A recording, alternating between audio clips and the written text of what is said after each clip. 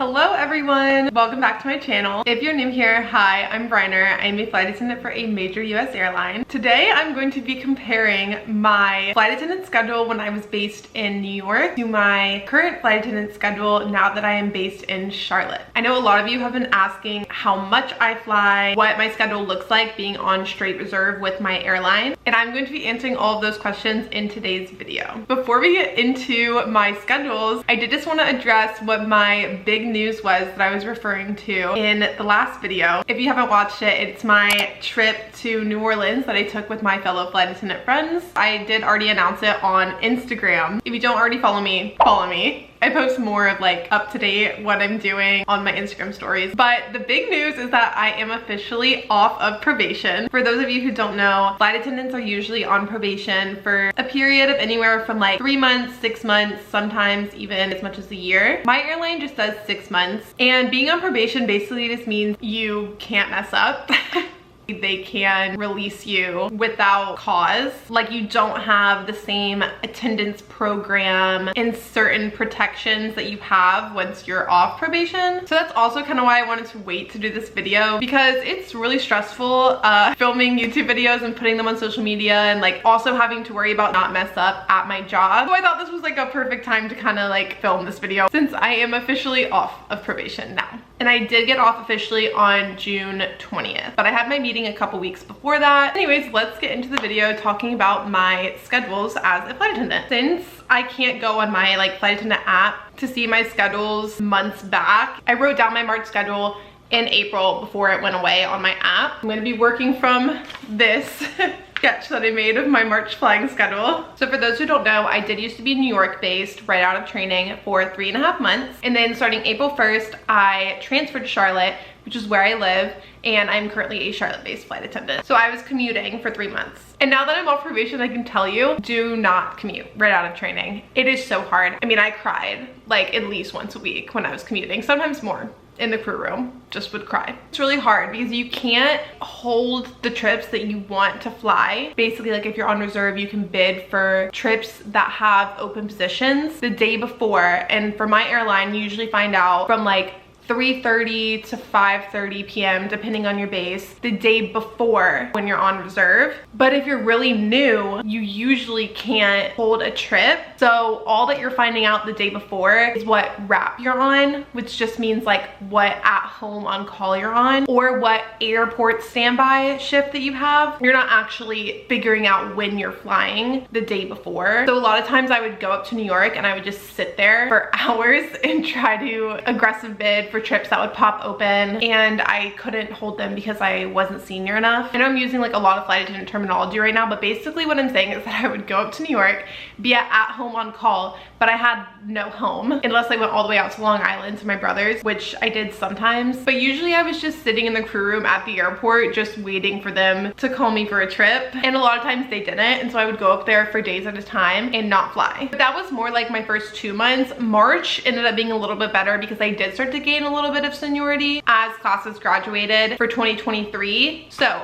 the first day of March was technically March 2nd is when our flying month started, and I was assigned, I did not bid for this standby shift, I was assigned a 6 a.m. to 12 p.m. standby shift at LaGuardia. So in New York, you can fly out of Newark, LaGuardia, or JFK. The airline is allowed to call you from any of those 3 airports, and in New York you get a 3-hour call out time. Now that I'm in Charlotte, I only have a 2-hour call out time. So basically if they call me, I have 3 hours to get to the airport if I'm in New York, or 2 hours to get to the airport now that I'm in Charlotte. So my standby shift was at LaGuardia on March 2nd. I did not get called. In New York for my airline, I mean, I also was there in the winter, so I don't know how it's been this summer, but you can sit on standby and just not get called. It's not uncommon for you to not get called on standby in New York, but in Charlotte, you do get called on standby very often. So that's another thing to think about when you're choosing a base or when you're bidding for standby shifts. So since I did not get called, I actually was assigned the next day a standby shift at 10:40 p.m. at JFK. Sometimes I would bid for these late standby shifts so that I could fly in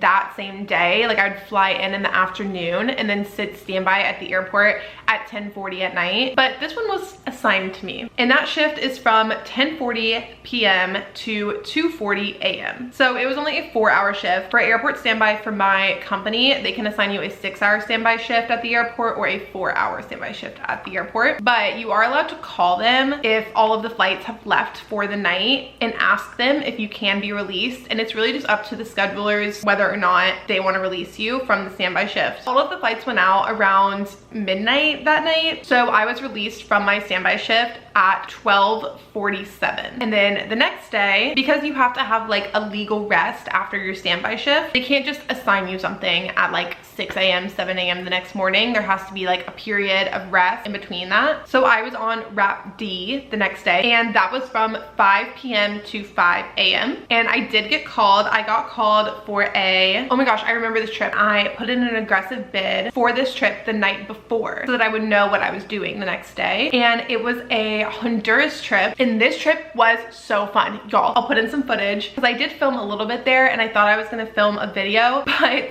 our plan, we were supposed to go to the pool, and we ended up not being able to go to the pool because it was closed at the hotel. So we just kind of like all hung out, the whole crew, and it was really fun. That's another thing about being based in New York for my airline. I feel like the crews there always want to hang out. They always want to do something. I was position 1 on this trip, so I was the lead flight attendant. I was working in first class, and the sign-in was at 5:32 a.m. It was just a 2-day trip, so I flew from LaGuardia to Miami, then from Miami to Honduras. It was a 16-hour layover, and then the next day it was Honduras to Miami, and then actually it was a deadhead back to LaGuardia. So I called and I switched my deadhead to Charlotte. A deadhead basically just means that you fly as a passenger, but you're in uniform and the company is just like repositioning you, or like they don't need you to work that sequence, and so they just fly you home at the end of a trip. Usually the deadheads are at the beginning or the end of the trip, but it really just depends. But you are getting paid, so that's really nice. And then the next days I had off, so as you can see, I have my schedule. Flex day, golden day, golden day, golden day. It's kind of hard to explain. A flex day basically just means that if they need to fly you, the company can fly you into that day, and then they just return the day off and they put it somewhere at the end of the month for you. But in New York, they rarely fly you into your flex day. In Charlotte, sometimes they do fly you into your flex day, so keep that in mind. But I had 4 days off, so I stayed home for those 4 days. On March 11th, I flew back up to New York for a 9:45 p.m. to 1:45 a.m. standby shift, and I bid for this standby shift and was awarded it. They can only assign you 2 airport standbys with my company a month. So after they've assigned you 2 airport standbys, if you get another one, it's because you bid for it. All of the flights went out that night by around midnight again, so I got released at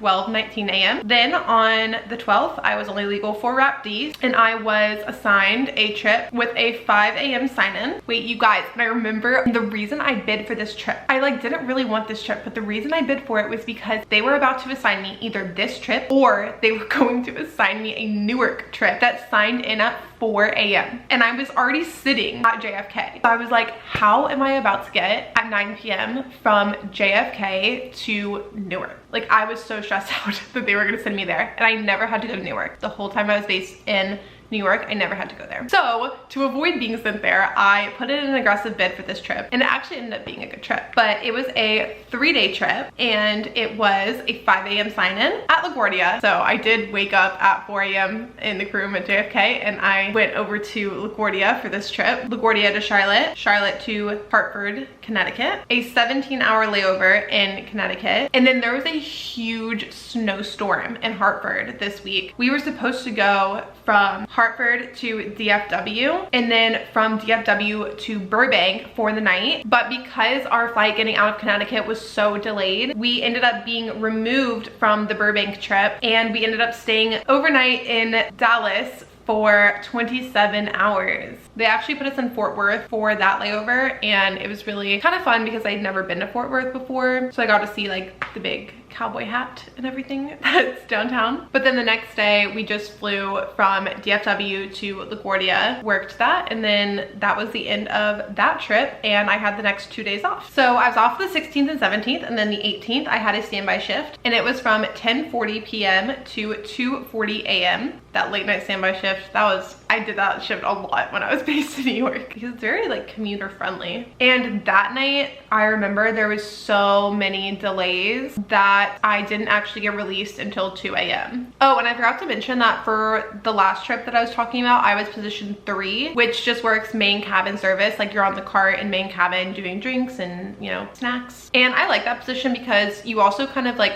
help position 1 if they have a meal service up in first class, and then you also do the main cabin service, so you get to do a little bit of everything. And with position 3, like I'm never bored, there's always something that I can be doing, which is really nice. So the next day on March 19th I was scheduled position 1, so lead flight attendant again, and that was from LaGuardia to Charlotte to Fort Myers, and that was a 4:15 p.m. sign-in at LaGuardia. And actually I bid for this trip the night before and I was awarded it. So I found out that I got this trip the day before, so I was actually able to like plan.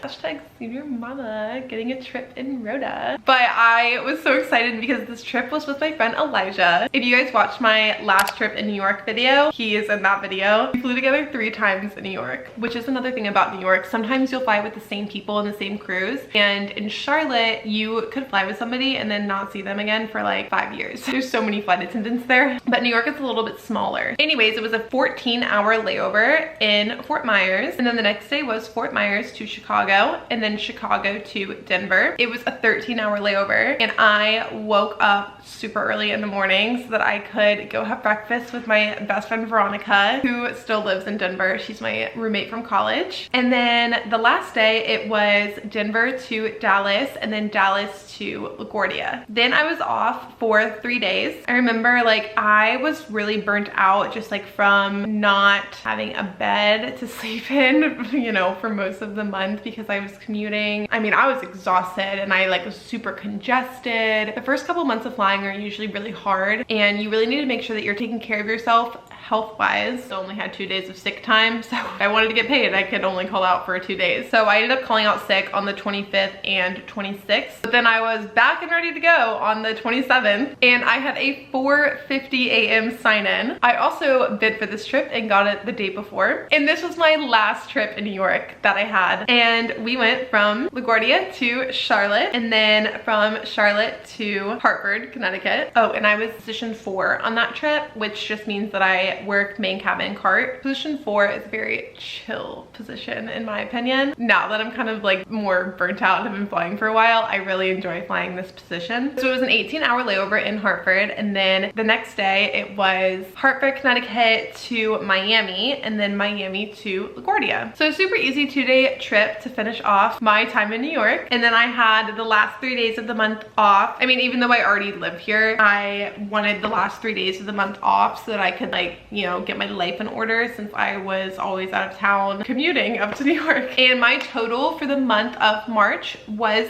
80 hours of flying. So that is 80 hours of credit, which just means that from the time that the door is closed on the plane to the time that the door is open on the plane, that is when we are getting paid. So no, we do not get paid for boarding at my airline. Hopefully the pay is going to be getting a little bit better once my airline does pass our new contract, which hopefully should be next year, but you know, who knows?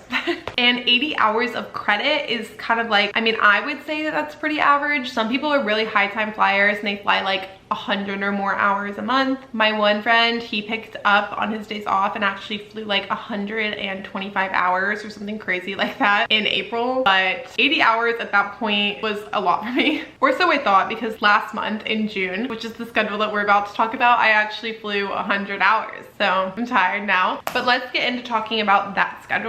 I actually don't know if I'm like supposed to like show you guys this app. I don't know like what harm it could do, but like it's like an app on my phone that tells me my schedule and I can sign in on here planner my trips when I get to the airport. Oh, also you have to be at the airport an hour before every flight takes off. So if the flight leaves at 2 p.m., you're gonna sign in at 1 p.m. So now I'm Charlotte based. So now we're talking about my June schedule, and I had the first couple days off. I was super lucky this month and I was able to hold off the 2nd, 3rd, 4th, and 5th. So I was at the beach hanging out with my family for the first couple days, and then summer flying came for me. On the 6th, I was on Wrap A, which here in Charlotte is from 3 a.m. to 3 p.m. I was called for a trip to Phoenix, but it was a quick trip. It was from Charlotte to Phoenix. Then I had a day layover there, which I ended up not doing. Like, I ended up taking an earlier flight home. I was scheduled a deadhead home from Phoenix to Charlotte at 9:54 p.m. and it was supposed to get in at 4:47 a.m. But since I wasn't working the flight, I was able to call scheduling and ask if I could take an earlier flight home. So because I was scheduled to get in at 5 a.m. on the 7th, I had the rest of that day off. That was my assignment for the day. And then on the 8th was my off probation meeting. So that was my assignment for that day. All I had to do was go to the airport from 9 a.m. to 3 p.m. for that meeting. And then, oh, I put in an aggressive bid for this. Aggressive bidding is basically you just raise your hand and you're like, me, I want this trip. Give me this trip. And sometimes they listen to you and sometimes they don't. Just depends on how senior you are, which I'm not very senior, so it's really hit or miss out here for me, but I was able to get this one. Okay, so I was on Wrap A on June 9th and I decided that I was going to bid with one of my friends, Brianna. She was in my training class and she was one of my good friends. So we both put in an aggressive bid for this trip. It was pretty easy, Charlotte to Cincinnati, and that was a deadhead, so we didn't have to work, we just flew up there. Then we worked from Cincinnati to Miami, and then it was a very short layover, like 10 hours, and then we deadheaded back the next day at 9:30 a.m., got in at 11:33 a.m. to Charlotte. So that was a 2-day trip and we only had to work one flight. Not too shabby. And then we went to the Charlotte Food Festival that night, which I have a video coming out from that, so stay tuned. And then on June 11th, I don't know why I can't remember how I got this trip, but it looks like all that I did was a Cleveland turn, and I just went to Cleveland and then turned around and came right back. Oh, and I was position 4. And then I was off on June 12th through the 14th, but I really needed to fly some extra hours this month because your girl is like real broke out here. So I picked up a Denver trip with a 24-hour layover so that I could see my friends, and Alex came along with me on this layover. We went from Charlotte to Chicago and then from Chicago to Denver. It was the same night that Denver won the NBA championship, so it was crazy there. Alex was already out like celebrating with his friends, then he came to meet me after, and then we had a 24-hour layover. I was able to see Veronica and all my other friends who live in Denver, and I got paid for it. So that is a good perk of this job, is if you want to go visit your friends who live in different states or cities or wherever, you can literally get paid to work there and hang out with them. And then the next day it was just a red-eye flight from Denver to Charlotte. It left at 11:55 p.m. and got into Charlotte at 5 a.m. and then I was off the rest of the day on the 14th. Back on call on the 15th and I was on Wrap B, which is from 7 a.m. to 7 p.m. Did not get called. On the 16th, I was on Wrap B again. I put in an aggressive bid for this easy turn. Didn't think I would get it, but I got it because you never know. And it was just from Charlotte to Cincinnati, Cincinnati back to Charlotte. That was a really easy flight, but I remember people were like so pissed because we had a little bit of a delay. Not anything major, but all I'm saying is I would not personally recommend booking a 30-minute connection, but that's just me. That's just me. I wouldn't recommend it because the Charlotte airport's huge and you might have to go to another terminal and you might miss your connecting flight. So the next day, oh, so I was in standby the next day and it was at 3:15 p.m. and I got assigned a turn to Indianapolis. So I went to Indianapolis and then right back to Charlotte. Was done by like 10 p.m. And then the next day I had another standby shift that started at 7:15 p.m. and I got assigned an overnight in New York, specifically LaGuardia. It was just one leg flying there. Left left around 10:15 p.m. and then the layover was really short. It was like 10 hours, and then we deadheaded back the next day. So that was super chill. I got first class on my deadhead because it was like a super empty flight. Then I was off on the 20th and the 21st. On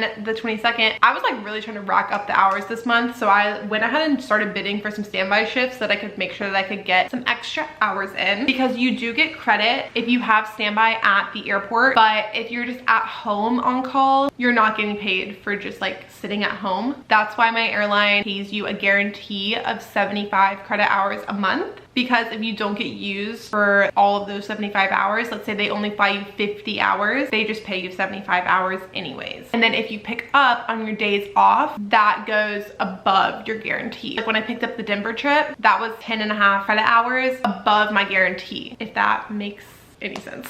It took me a really long time to understand how this works and like how I would get paid and what I was getting flight credit for. So if I'm confusing you, I'm really sorry. So I had standby on the 22nd. I didn't get used. I remember it was from 12 noon until 6 p.m. The next day I had another standby shift. This one was at 3:15, and they called me for a New Orleans turn. This flight was like super delayed, so we ended up not getting back until 1:30 in the morning. So your girl was real tired, and then I was on Wrap D the next day because it was the only shift I was legal for rest wise. I remember they used every single person who was on call this day. Everyone who was at the airport, everyone who was at home, they were calling like every single reserve who worked this day. And I got called for a 3-day Las Vegas trip. Also, if you notice, like in New York, I did a lot of 3-day trips, 2-day trips, because I wanted to have a bed to stay in. So I would bid for a lot of like 2 or 3-day trips that I would have a hotel to stay in that night. And then now that I'm in Charlotte and I only live 10-15 minutes away from the airport, I try to bid for a lot of 1-day trips so that I can be home at night. So this was my first 3-day trip of the month, and I went to Las Vegas. It was just one flight there. I was position 3, and I had a 24-hour layover. It was super chill. I just like hung out at the pool, read my book, and then I worked the red-eye flight home, and I got back on the 26th around 6 a.m. Had the rest of the day off, so I actually went to the beach again with my family, and I was there until the 29th because I had the 27th through the 29th off. Then for my final trip of the month, I went to Indianapolis again. I was on standby. It was a 5 p.m. standby shift. Sometimes they just be popping up out of nowhere. My crew was so cool. This was like literally the best trip I've had in Charlotte, even though it was like a shit show. It was a really good trip. So we went to Indianapolis. Okay, so we landed around midnight, and then we had to go to the hotel, but then we didn't have a hotel at first, so we had to sit outside the airport for like an hour figuring out where our hotel was going to be, because we were supposed to come back that night from Indianapolis to Charlotte, but our captain had been flying the whole day and he timed out. I think he had been flying for like 13 hours. You don't want a captain falling asleep at the wheel. Like, you just don't want that. So they had to push that flight back to the next day. So we stayed there overnight, and then we actually ended up not having to work back the next day. We just were able to deadhead back the next day. Around noon, got home at 2 p.m. and that finished out my month. Oh, and I was position 4 on that trip too, so we love position 4. Sometimes I like being the lead flight attendant, but sometimes it's just a lot up there, especially if there's a meal service. I get a little stressed out when I'm doing meal service, I'm not gonna lie. But yeah, so that was my New York versus Charlotte flight attendant schedule. I know this video was pretty long, so if you stayed till the end, thank you so much. I know I have a lot of new subscribers here, so thank you so much for subscribing to my channel. I really appreciate you guys so much. It means so much that you watch my videos. I am still working really hard to be more consistent for you guys and upload more frequently, but summer flying is literally, it's been crazy. Thank you so much for being patient with me and for sticking around. All right, thanks for watching. Bye.